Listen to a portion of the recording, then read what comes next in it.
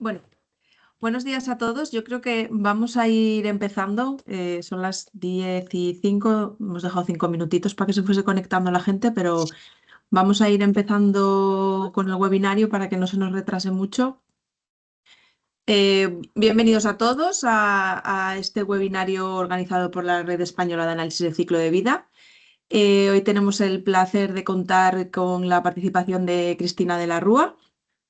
Ella es una experta en análisis de ciclo de vida, tiene bastantes años de experiencia en instituciones como CIEMAT, como el Joint Research Center, y ahora mismo trabaja en la Universidad Técnica de Múnich.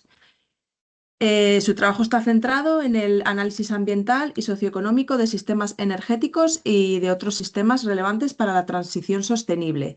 Y hoy nos va a presentar un trabajo titulado Análisis de ciclo de vida de electrolizadores a gran escala con bajo contenido de iridio. Así que nada, Cristina, cuando quieras, te dejo compartir tu pantalla y puedes empezar. Gracias por estar aquí con nosotros hoy. Muchas gracias, Jara. Bueno, pues muchas gracias a todos por venir.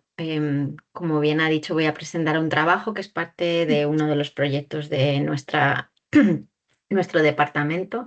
Es un proyecto que todavía no está terminado. Es un proyecto también, me ha costado un poco que me diesen permiso para poder presentarlo, porque bueno, tiene muchas empresas privadas detrás que han estado pues haciendo una gran labor dándonos datos. Entonces, bueno, pues os voy a presentar algunos de los resultados principales, pero todavía no están todos muy masticados, ¿vale? A ver, voy a compartir la pantalla y ponerlo en modo presentación. En cuanto me digáis que se ve, a ver. Perfecto, Cristina, se ve.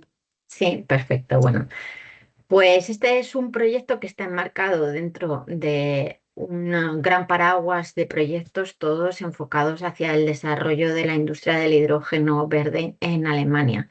Es un proyecto financiado por el Ministerio de Educación e Investigación y bueno, pues nosotros hemos participado en la parte del análisis de los impactos ambientales. Vale, hay que poner un poco de contexto y bueno, pues como en toda Europa, el hidrógeno en Alemania también es un tema muy importante. Actualmente la mayor parte del hidrógeno todavía se produce con gas natural y alrededor del 95% y bueno, pues son unas 1,7 millones de toneladas al año de hidrógeno. Pero sin embargo, pues hay ya un roadmap que ha puesto las bases para el desarrollo de esta industria, a pesar de que, bueno, pues son unas bases muy ambiciosas, son unas bases también en las que dependen mucho de la importación de hidrógeno de otros países, pero bueno, está ahí el objetivo, ¿no? Entonces, ahora mismo hidrógeno verde, que es el que entendemos de una producción a través de electrolizadores y utilizando energías renovables para producir la electricidad que se necesita, pues hay una capacidad instalada solo de 400 megavatios y eso es una producción de 25.000 toneladas al año, que es poquísimo comparado con lo que se supone que habría que alcanzar en 2030, que son 10 gigavatios. Claro, siempre estamos hablando de electrolizadores con muy poca capacidad y bueno, pues este proyecto lo que pretendía era ver qué es lo que va a ocurrir si empezamos a poner electrolizadores en grandes plantas a modo industrial y cuáles son las necesidades. También, claro, hay que partir de otro contexto dentro de los electrolizadores. No solo la electricidad es relevante, pero bueno, también sabemos que necesitan muchos materiales que están listados como materiales críticos, siendo el iridio uno de los principales problemas y limitantes a la hora de escalar la producción de hidrógeno verde. Porque bueno, pues va a haber una competencia tremenda y además no va a haber recurso para todos. Por eso este proyecto pues, fue financiado porque lo que pretende es reducir el contenido de iridio en los electrolizadores para poder implementarlos a gran escala. Y bueno, pues queríamos también ver cuál es ese impacto al reducir la cantidad de iridio en todo lo que es la producción del hidrógeno. Por supuesto, si estáis familiarizados con el tema del hidrógeno y habéis leído algo, pues sabréis que la gran parte de los impactos ambientales están asociados a la utilización de la electricidad y cómo esa electricidad se produce. Por lo tanto, el impacto del electrolizador, si analizamos el sistema completo, incluyendo la operación, pues es bastante bajo. Aún así, a medida que la electricidad va siendo pues, más verde y con menor impacto, pues la contribución del electrolizador obviamente es mayor. Por lo tanto, aquí pues hemos analizado por un lado todo el sistema, incluyendo lo que es la operación con la electricidad y cómo se produce esta, y luego nos hemos fijado en la parte del electrolizador, ignorando la electricidad para ver realmente cómo afecta este iridio.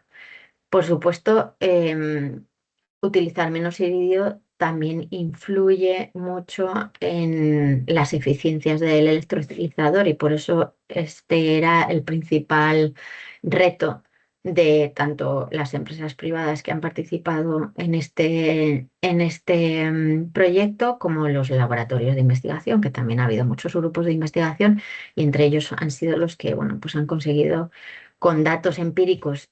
Por supuesto, no tenemos todavía ninguna planta a esta escala de la que se puedan sacar datos, pero bueno, son datos empíricos, aunque sean todavía de laboratorio o de las empresas, pero sin implementar en la realidad. Hemos trabajado con 4 escenarios principales. Entonces, tenemos un primer escenario que es el actual, y luego tenemos 3 escenarios, uno conservativo para el 2030, otro moderado y otro el avanzado, que es el escenario pues, al que querrían llegar. Y que ellos consideran, o sea, toda esta gente que se dedica al desarrollo de todo el stack del electrolizador, pues lo consideran realista. No se ha definido un escenario teórico y utópico, sino un escenario realista en el que realmente el electrolizador también podría trabajar. Entonces, bueno, pues aquí hay muchas características distintas que bueno, no voy a mencionar todas. Aparte de eso, ni siquiera yo soy una experta en todo el funcionamiento eléctrico del electrolizador y químico, pero bueno, sí hay algunas cosas importantes, ¿no? Por ejemplo, el voltaje nominal, como estáis viendo, que está aquí, es el mismo y la eficiencia es la misma en todos los escenarios. O sea, se ha buscado que siempre tuviese esa eficiencia, ¿no? Entonces, bueno, pues el voltaje típico es el que hace, es el voltaje en el que opera la celda de manera estándar. Y bueno, pues la eficiencia del voltaje nominal es cuánta energía eléctrica se convierte realmente en energía del hidrógeno, ¿vale? Esos son valores que se han quedado igual. Y luego tenemos por otro lado, pues, uy, que se ha ido. Vale.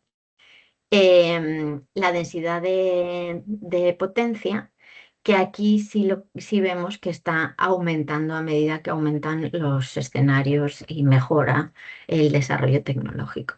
Entonces, esta densidad nos viene a decir que vamos a necesitar menos superficie del electrolizador, de la membrana, para producir más energía en forma de hidrógeno, energía química.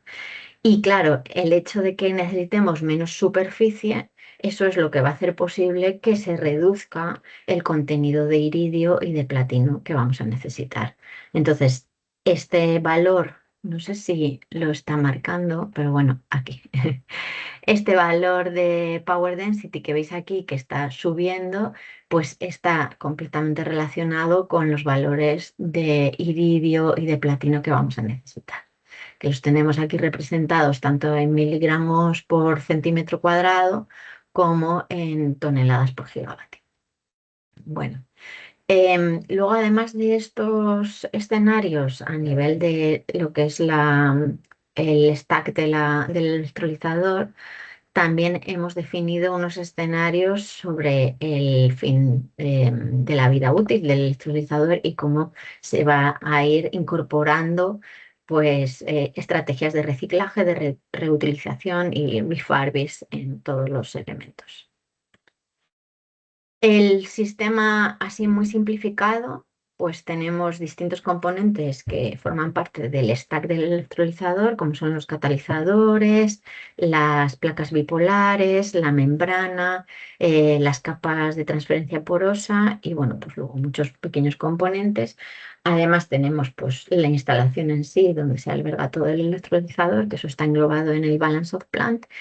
Y bueno, pues la capacidad del electrolizador que se instalaría a nivel industrial serían 10 megavatios, em, que ahora mismo de peso, no quiero mentir, no sé si eran 8 toneladas, pero no estoy ahora mismo segura. Y bueno, casi todos los componentes en donde se instalaría la planta en sí tendrían una vida útil de 20 años o la planta se desarrollaría para un uso de 20 años, pero lo que es el stack del electrolizador solo tiene 10 años de vida útil. Entonces aquí es donde entra una fase en la que todos los componentes que se puedan reutilizar se reutilizan, todos los componentes que se puedan reciclar, aunque salgan del sistema algunos, se reciclan. Y luego hay una fase en la que se tienen que introducir nuevas materias primas también, en mucha menor medida, pero pues, se hace una limpieza de las placas y bueno, hay parte del material que no se puede recuperar y que hay que sustituir. Vale, entonces por eso tenemos aquí una segunda vida de lo que es el stack del electrolizador. Bueno, además, nosotros hemos analizado este sistema dentro de un contexto un poco como una isla, en el que además de la planta del electrolizador, la planta de producción de hidrógeno, pues vamos a tener al lado un sistema de producción de energía solamente para nutrir al hidrógeno. Entonces, lo que hemos utilizado es un modelo de optimización energética en el que se le han dado distintas opciones al modelo para ver cuál es la más eficiente y óptima a nivel de coste, pero que además pues, le pueda dar la energía que necesita el electrolizador. Entonces, en este sistema le hemos dado la opción de utilizar paneles solares combinados con baterías, también energía eólica, también baterías y una combinación de todo, ¿vale? Y hemos ubicado este potencial, vamos, no potencial, esta instalación se ha ubicado en el norte de Alemania, en Hamburgo, que bueno, es un lugar muy conocido por su gran recurso eólico, y aquí en Múnich, para que fuese pues un poco la parte más solar del país, ¿no?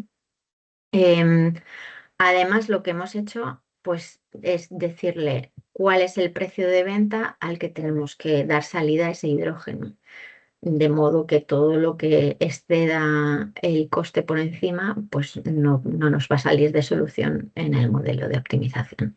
Este precio de venta son de 3,5 euros el kilo, que es un poco la estimación o lo que se espera de los costes para Alemania en 2030. Este modelo que hemos utilizado, que se llama URSS, que es uno de los modelos desarrollados dentro de nuestro departamento, bueno, pues estos son algunos de los datos principales que hemos utilizado. Por supuesto, necesita datos de inversión, vamos, los costes de fijos, los costes variables y, bueno, pues además de muchos otros datos tecnológicos y también cuál es la... Ay, no me sale la palabra ahora. El recurso disponible. en cada hora, ¿no? Entonces, en cada hora va viendo cuáles son los recursos disponibles, cuáles son los costes asociados a ese recurso disponible y nos va sacando una producción de hidrógeno con las descripciones también que le hemos dado sobre nuestra instalación del electrolizador. Ups, esta se me ha... Ah, no. Entonces, bueno, pues aquí, como os he dicho, hay una instalación en Múnich. O sea, esto es un pequeño resumen de pues, cómo sería la instalación con las fotovoltaica y batería en Múnich, cómo sería con todo en Hamburgo. Pero bueno, luego el modelo pues, nos ha dado distintos escenarios también para eso.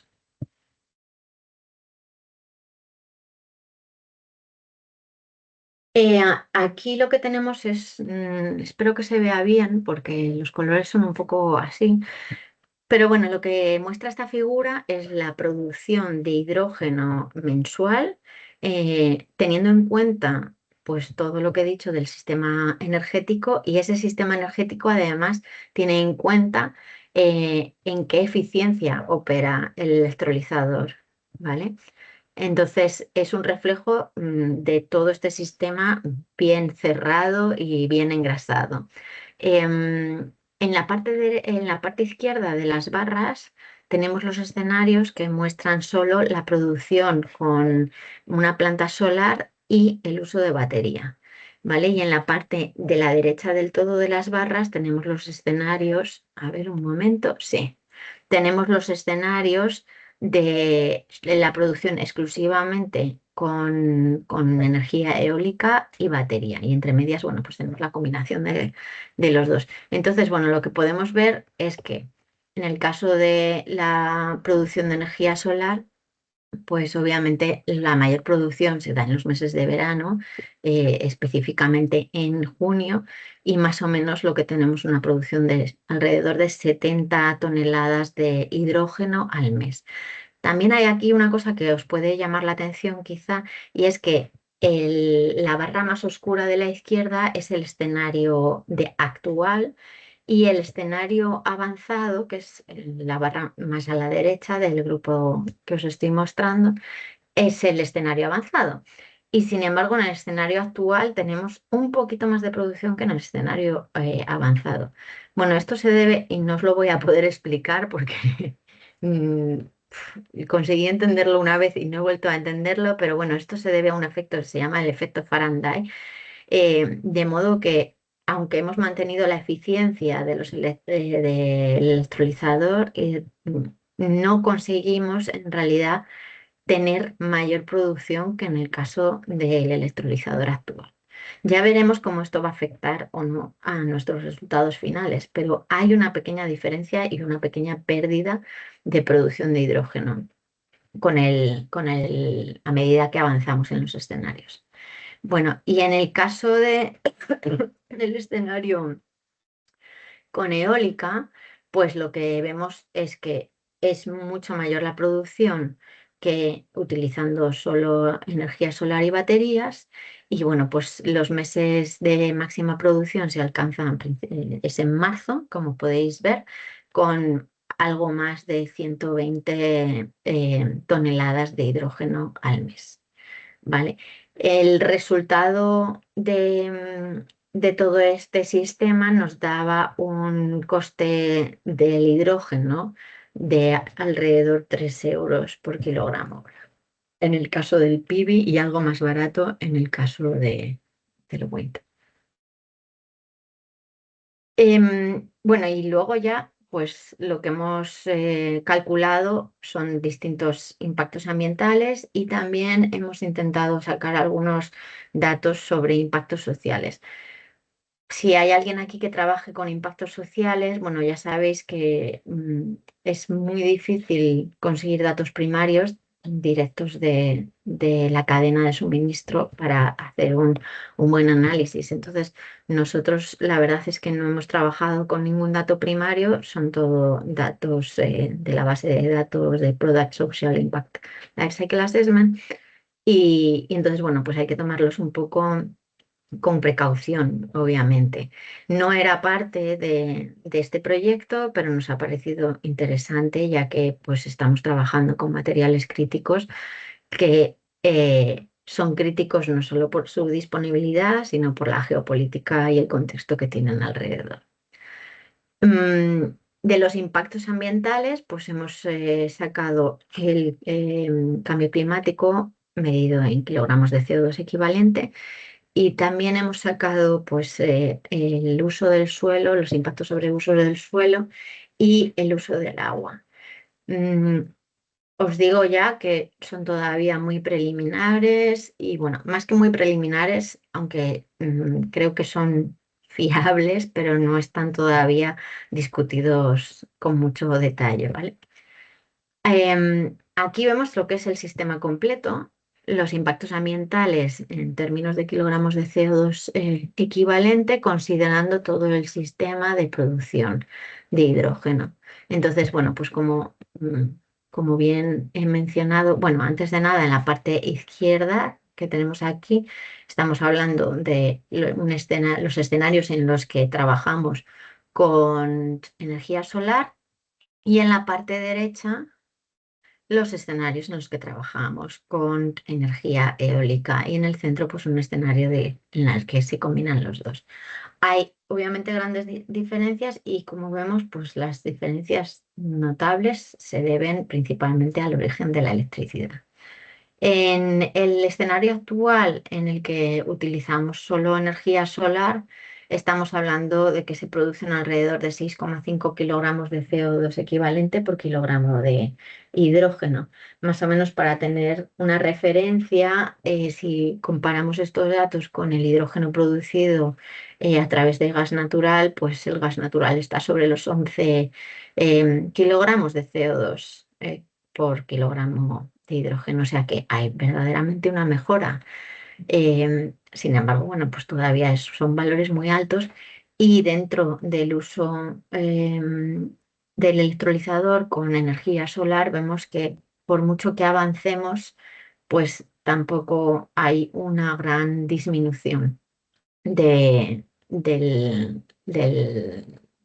impacto. Aquí hay que decir que tenemos un factor limitante que probablemente sea una línea para investigar más adelante y es que no hemos mejorado, o sea, hemos mejorado el stack, que lo podéis ver en azul en la parte superior de la figura, sin embargo, pues el sistema energético no lo hemos mejorado para nada pensando que puede avanzar. Y bueno, pues quizás sería muy interesante utilizar en este caso un Prospective LCA para ver la mejora también pues en toda la parte de cómo se producen estas placas solares y cómo es toda la cadena de suministro solar que nos puede, por supuesto, mejorar el sistema en general.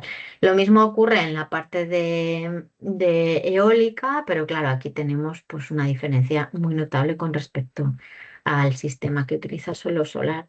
Estamos hablando del peor de los escenarios, que es el benchmark, donde hay alrededor de 1,3, creo que era, sí, 1,3 kilogramos de CO2 equivalente por kilogramo de hidrógeno, y en el mejor escenario, que es el avanzado, pues estaríamos hablando de 0,7 kilogramos de CO2 por kilogramo de hidrógeno.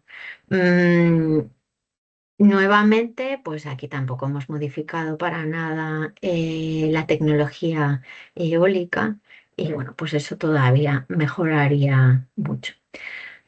Querría resaltar aquí que, como habéis visto en la figura anterior, donde estaba la producción mensual del hidrógeno, bueno, pues aunque en el escenario benchmark producíamos más hidrógeno y eso en principio parece que nos podría dar una mejora en cuanto a los impactos ambientales, porque bueno, estamos produciendo más hidrógeno. Aún así, a la hora de analizar el sistema completo, vemos pues que a medida que avanzamos en los escenarios tecnológicos, también tenemos una mejora, a pesar de que produzcan un poquito menos de hidrógeno. Vale, a ver.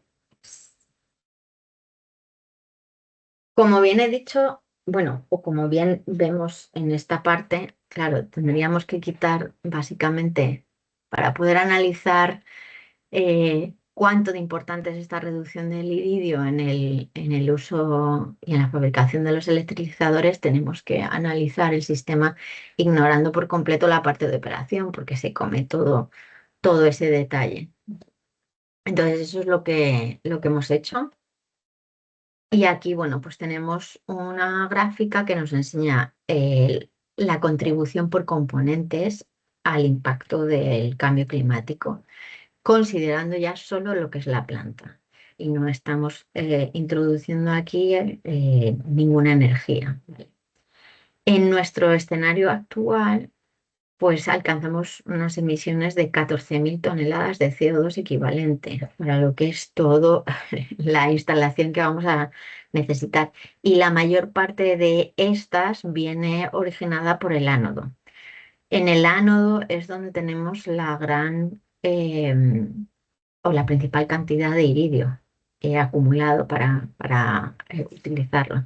Así que las emisiones relacionadas al ánodo pues son alrededor de un 63% del total.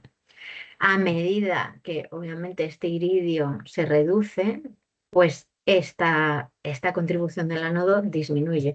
Y tenemos que recordar que la reducción no solo viene dada por el hecho de que en la placa original estemos utilizando menos iridio, sino que además estamos reutilizando parte de ese iridio en la segunda parte de la vida. ¿Vale? Luego además tenemos las capas de transporte porosas y estas son responsables de alrededor del 8% de las emisiones totales nuevamente en el escenario actual. Y están, bueno, pues muy relacionadas también con el titanio, que es otro de los grupos de materiales que también debemos analizar, ¿vale? Entonces, bueno, pues eso, el titanio, o sea, es un 8,2% lo que es la capa entera y de ese 8,2%, 8% está totalmente asociado al uso del titanio. Por otro lado, tenemos las placas bipolares, donde nuevamente el titanio es el representante de casi todas las emisiones de gases de efecto invernadero, casi un 4% de las emisiones. Y bueno, pues en el último grupo, donde tenemos el resto de componentes del stack, pues tenemos tenemos nuevamente titanio, pero tenemos pues otros metales como acero. Si analizamos por materiales, bueno, esto es básicamente lo mismo que os he explicado, pero aquí ya pues simplemente cuáles son los materiales principales y vemos que el iridio es al final el que nos va a conducir a la reducción de impactos ambientales. Aunque hemos visto pues que el titanio también se ve reducido y el platino también se ve reducido. El platino contribuye mucho en el cátodo, ¿vale? Pero no es donde, o sea, aunque mejora, no es el principal motor de estas reducciones. Eh, Aquí esta figura muestra los impactos sobre el uso del suelo. Bueno, como veis, no tenemos aquí una unidad de medida, pues como kilogramos de carbono, de pérdida de kilogramos de carbono o de contenido orgánico o ni siquiera una medida de superficie. Tenemos una medida de puntos. Bueno, esto fue un poco una decisión de divulgación dentro de lo que es el grupo de trabajo para que pudiesen ver de manera sencilla cuál es el impacto real, ¿no? O más bien el impacto en relación con los escenarios. O sea que no lo toméis como una medida del Langios, claro. Pero bueno, que dentro de este impacto se han considerado las pérdidas de biodiversidad, la degradación del suelo y la pérdida del carbono almacenado en el suelo.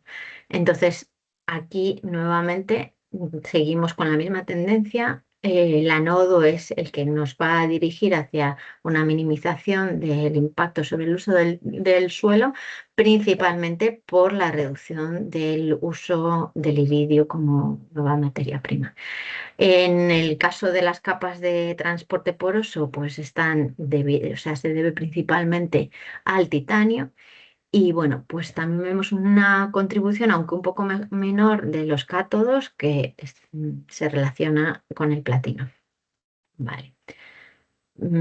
O sea, podemos destacar el iridio, el platino y el titanio como los principales componentes que van a afectar a esta categoría de impacto. Y bueno, pues aquí nuevamente lo que os he comentado, pero visto desde la parte del material. Donde tenemos el iridio, después el titanio y ya por otro lado pues el platino, cobre y algunos otros materiales. También hemos querido analizar la parte del consumo de agua. Aquí, bueno, pues hemos utilizado como unidad los metros cúbicos de agua equivalente. Y bueno, pues seguimos con la misma tendencia. Nuevamente el iridio y el titanio van a ser los principales motores de este impacto, de esta categoría de impacto. Así que una reducción en el uso del iridio y del titanio pues nos va a llevar a una reducción muy grande de estos impactos. Em, claro, aquí hemos utilizado el método, si no recuerdo mal, de Available Water Remaining, donde estamos considerando no solo el agua disponible, sino cuál es el agua disponible una vez que se han suplido todas las demandas que hay en la cuenca, ¿vale? Por lo que no está exclusivamente relacionada con una demanda, o sea, estamos relacionando la escasez y la demanda para ver cuál es el estrés real de la cuenca. Y bueno, pues os quería poner esta imagen porque creo que explica muy bien también los resultados sobre esta categoría de impacto, ya que Sudáfrica es uno de los principales suministradores de todos los metales del grupo del platino, donde tenemos pues el iridio y el titanio y produciendo el 75% de estos metales. Y se encuentra es una zona, bueno, pues con un alto riesgo de la escasez de agua. Y bueno, como os he dicho, tenemos también la categoría de impacto Forced Labor, que, que ahora no me sale la traducción en español, me vais a perdonar, pero son demasiados idiomas los que mezclamos aquí. Pero bueno, lo hemos utilizado, como he dicho, exclusivamente con datos genéricos de la base de datos. Entonces necesitaríamos realmente hacer una evaluación mucho más específica de lo que es este sistema, ¿no? Pero bueno, nos puede dar una idea de dónde pueden estar los principales problemas. Y, y bueno, pues aquí lo que estamos viendo, hemos hecho en la gráfica en función de los países. Y bueno, pues vemos que Sudáfrica sería uno de los países donde tenemos más riesgos de trabajos forzosos. Exacto, ahora me ha salido. Eh, y bueno, pues tiene, por supuesto, mucho sentido si lo asociamos a lo que es el trabajo de minería asociado a todos los metales que necesitamos. Nos llamó la atención en su momento el resultado que tenemos para Alemania, donde también hay una parte de trabajo forzoso o de riesgo, vamos, más que de trabajo, es de riesgo de trabajo forzoso. Y si indagamos un poquito más en este resultado, lo que vimos es que está asociado a los metales básicos y también a la parte de la producción de productos derivados del petróleo y derivados de la minería. Tiene también algo que ver con productos químicos, pero vamos, principalmente a temas de minería. Lo cual, bueno, pues uno no espera que estas cosas ocurran, pero es verdad que incluso en países dentro de la Unión Europea, pues siempre hay muchas economías sumergidas y bueno, pues al final explotación de trabajadores que a lo mejor no se encuentran con la situación legal que les pueda proteger y amparar en el país. Así que, em, claro, la mayor disminución en este impacto está asociada pues nuevamente al iridio, al titanio y al platino. Cosas que todavía tenemos que hacer, aparte de indagar un poquito más en los resultados y ver, meternos más dentro de cuáles son los principales drivers.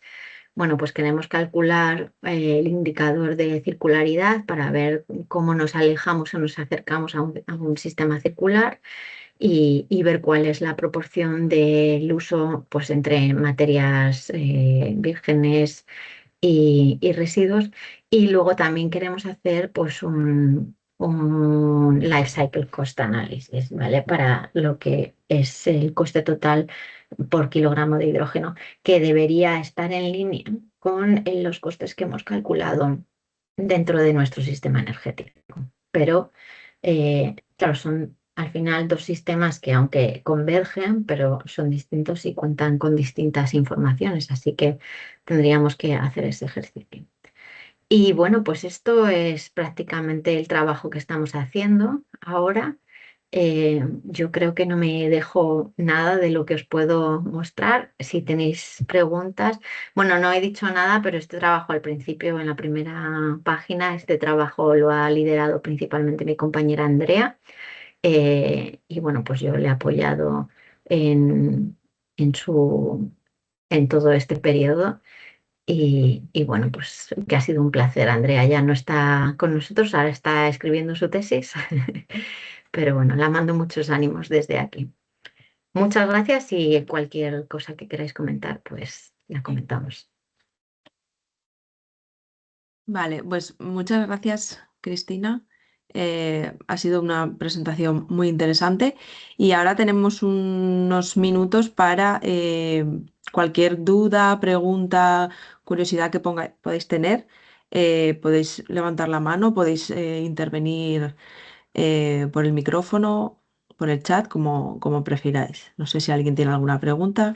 ¿Quiere preguntarle algo a Cristina?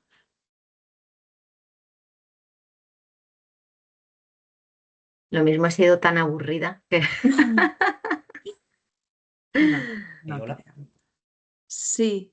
Sí, yo tengo una pequeña duda, porque en la tabla de los escenarios, Ujú, bueno, comentaste que el iridio, si se reduce, es directamente proporcional con la potencia del electrolizador. ujú. Y, por ejemplo, en el escenario advanced, una menos cantidad de iridio y también sale que tiene más capacidad. No sé. Sí, esa es la parte, claro, es una parte que, a ver, ay, no tengo esa gráfica. Bueno, esa es la parte que es inesperada, pero es por lo que te digo que hay un efecto que se llama el efecto Faraday, que no sé muy bien en qué consiste, pero no sé, o sea, en la parte nominal en la que trabaja el electrolizador, hay en algún momento en el que eso no ocurre. Entonces, no te puedo dar la explicación ahora porque esa parte de electroquímica ya me pierdo, pero sí puedo conseguir que mi compañero, que es el que sabe esa parte, me dé una explicación y la puedo compartir, se la puedo dar a Jara y que ella os la haga llegar o mándame un email y te la intento explicar. Pero sí, ese es uno de los resultados que no se esperaban, pero ahí hay algún momento en el que la teoría no funciona en la práctica. Vale, pues intentaré buscar información y sí, te enviaré un mail a ver Sí, si mándame, tienes no, de algo. verdad, mándame el mail Vale. porque de hecho tengo alguna gráfica, pero creía que la tenía aquí de background. Eh, pero o sea, es interesante si conoces un poco este mundo de cómo opera, pero es complicado y fue un resultado pues que dentro de los 3 laboratorios que hacían los ensayos con los electrolizadores, con las membranas, les causó sorpresa. Así que te lo intentaré pasar para que esté bien explicado. Vale, pues muchas gracias. A ti. Bueno, pues no sé si tenemos alguna pregunta más por ahí. Mira, la única pregunta y no la he podido contestar. Si no, yo sí que tengo alguna curiosidad. A ver, Yo te quería preguntar, o sea, entiendo que el sistema, desde el punto de vista ambiental que habéis analizado, está desde los límites del sistema es de la cuna a la tumba, porque has hablado de fin de sí. vida, pero no nos has mostrado nada del fin de vida. No sé si esa parte todavía la tenéis que Pues estudiar un poquito más, porque sí que has dicho la vida útil, que a los 10 años se pueden reutilizar algunos materiales, se pueden reciclar, pero no sé si habéis hecho evaluación ambiental de esa parte. sí, está todo integrado. El problema de por qué no lo he mostrado es porque cuando se ha modelizado, bueno, hemos utilizado OpenLCA para hacer Ujú, este modelo. Mi compañera la parte del end of life, lo ha ujú. modelizado todo en bloque, por así decirlo, ¿sabes? Entonces, claro, a la hora de sacar los resultados, el problema Sí, es que los tenemos en bloque también. ya, Entonces, por ejemplo, la parte de la circularidad del sistema lo tengo que sí, modificar todo porque no puedo separarlos. ya. Pero sí está, o sea, cada escenario que os he mostrado, desde el benchmark al avanzado, Está tiene incluyendo esa distintos, parte. tiene distintos escenarios. Es decir, hay un aumento, por un lado, de la capacidad de recuperación de materiales, que primero se empieza con una capacidad muy limitada sobre prácticamente todos los materiales críticos y luego otros materiales, metales no críticos, ¿sabes? Pero aumenta la recuperación y aumenta también la reciclabilidad y la eficiencia del proceso Ujú. del reciclaje y de la reutilización. O sea que eso es otra de las cosas, es una pena porque no lo podemos ver, o sea, lo que no podemos es distinguir cuánto contribuye el hecho de utilizar menos membrana, menos iridio, Sí, de cuánto contribuye el hecho de además recuperarlo, ya, ¿sabes? Entonces, como está todo metido en bloque, por así decirlo, no puedo sacar todavía esos resultados. vale, vale. Y ahora tenemos el resultado de las 2 medidas, por así decirlo, de la medida de el diseño, un mejor Mm. diseño en lo que es el stack del electrolizador y las acciones de las estrategias del end of life. Pero sí, está todo metido ahí. El iridio se recupera y se puede volver a utilizar con una eficiencia, lo desconozco, con una eficiencia del Sí, 100% o hay que introducir una parte siempre virgen. tenemos que introducir una parte nueva. Sí. Ujú. No solo en el iridio, sino en el titanio y en el platino, siempre, aunque se puede recuperar, gran parte, creo que el escenario con mayor recuperación se recupera hasta un 96%, si no recuerdo mal, pero siempre se necesita una parte nueva para introducir. Y luego, además, todo lo que son los escenarios o sea, la fase de reciclaje y recuperación también tiene mucho consumo energético. Ya, me imagino, sí, porque desconozco también cuál es el proceso de recuperación o de reciclaje de ese tipo de materiales que son más complejos. Pues sé que tenemos bastante lista de productos químicos que se necesitan y también alguna parte energética importante. Ya. Entonces, pero es eso, me da mucha pena porque no puedo distinguir yo misma todavía eso y ahora pues es un trabajo post que tenemos que hacer, sí. Vale, vale. Pero Y después, para modelar lo que es el electrolizador, has dicho que hay varias empresas que han estado, digamos, desarrollando y mm, testeando a nivel laboratorio, entiendo, lo que es, sí, bueno, lo que es el electrolizador con los diferentes escenarios que has planteado. Luego, para modelar eso desde el punto de vista ambiental, habéis extrapolado hasta para aumentar la capacidad, Sí. supongo que Ha habido simulando. como distintas colaboraciones, ¿no? Las empresas privadas han dado la información de hasta dónde ellos creían que era posible llegar Ujú. y con esa información los laboratorios de la Universidad de Berlín y aquí en la Universidad de Múnich pues han desarrollado a nivel laboratorio ese electrolizador que ellos Vale. consideran que es el que van a escalar. ¿Vale? Vale. Y han hecho con ese modelo de laboratorio todas las medidas, tanto de la producción, las eficiencias y también los materiales que han utilizado.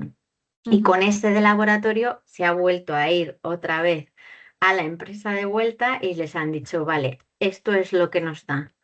Ya. ¿Cómo es? ¿Me lo puedes validar o no? Entonces ha habido mucho ven y vuelve Mm. hasta que se ha consensuado un electrolizador que realmente muestre cómo es de real a nivel, o sea, al escalarlo, ¿sabes? Y en todos esos ven y vete, pues nos han dado a nosotros los datos que son con los que los hemos modelizado. Entonces, aunque son datos de laboratorio, pero sí están un poco validados a nivel industrial dentro de lo Ya. que ellos creen que van a poder vender. El problema que tienen ahora estas empresas es que a nivel estatal se les ha dicho durante muchos años, tenéis que desarrollar, tenéis que desarrollar, tenéis que llegar a este desarrollo, Mm. pero ahora no tienen un mercado donde venderlo. Ya. Así que, pero bueno, eh, no saben si la tecnología ya está, por así decirlo. Claro, el problema es que salga rentable. Luego está la parte no solo tecnológica, sino económica y Sí, que les salga a ellos. claro, sí, sí, esa es la parte complicada. Vale. No sé si alguien más tiene alguna pregunta, porque yo si no puedo seguir, un poquito. Vale, sí, tenemos por ahí, alguien ha levantado la mano, así que cuando quieras. Hola, muchas gracias por la presentación, Cristina. Yo quería preguntarte sobre cómo habéis enfocado la modelización del Balance of Plant. Es decir, ¿la habéis tenido en cuenta a nivel de fase de construcción o solo en fase de operación? ¿Ha costado mucho conseguir los datos de los materiales del Balance of Plant? Un poquito, esta es mi pregunta. No, eso yo diría que ha sido de lo más fácil. O sea, no de los más fácil, pero eso sí, las empresas que he mencionado son las que nos han suministrado prácticamente todos esos datos. Por supuesto, nuevamente son datos que no tienen todavía una planta piloto de esas dimensiones, pero sí tienen una idea bastante realista de cuál es el proyecto que ellos desarrollarían. Entonces, bueno, pues nos han suministrado muchos datos, muchos datos. Y ahora, pues aquí también está agregado, pero bueno, yo espero que mi compañera Andrea pues saque su publicación donde venga detallado todo el inventario, vamos, de todo el sistema, incluyendo la balance of plant. Vale, muchas gracias. De nada.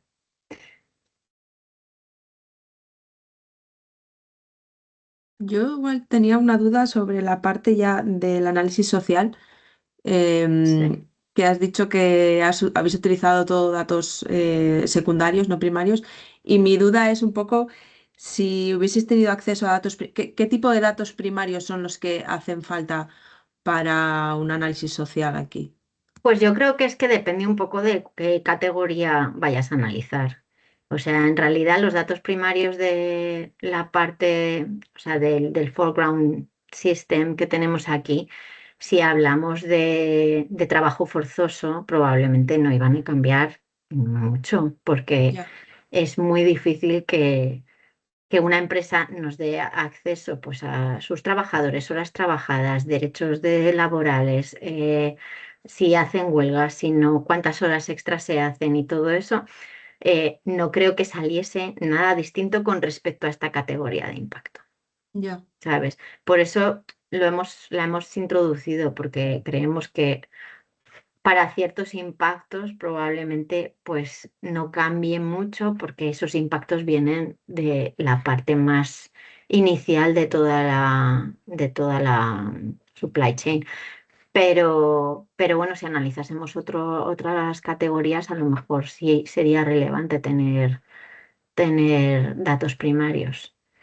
Lo que pasa es que ya te digo que estando en Alemania no creo que nos saliese nada muy distinto. Tampoco soy experta en Social LCA, la verdad, y me parece muy relevante, pero muy complejo, porque al final estás analizando muchas cosas que no son transparentes o no se dejan ver.